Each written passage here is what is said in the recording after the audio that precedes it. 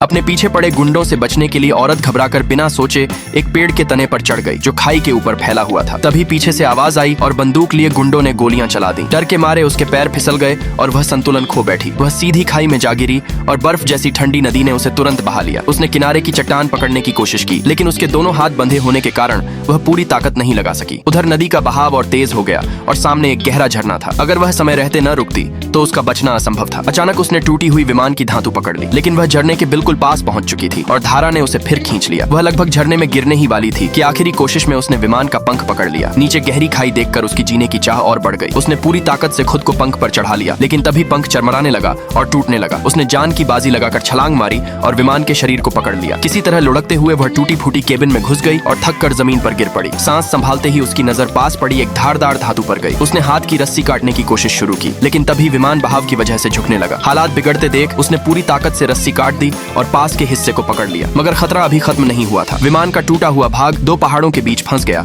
और वह उसमें अटक गई। जरा सा हिलना भी मौत को बुला सकता था। फिर भी उसने हिम्मत नहीं हारी और चारों तरफ देखने लगी। तभी ऊपर एक पैराशूट लटकता नजर आया। उसने हाथ बढ़ाकर पकड़ने की कोशिश की और आखिरकार उसे पकड़ लिया, लेकिन तभी विमान का निचला हिस्सा टूट गया और वह नीचे गिरने लगी। लग रहा था अब उसका अंत निश्चित है, मगर किस्मत ने साथ दिया और आखिरी पल में उसने पैराशूट खोलकर अपनी जान बचा ली।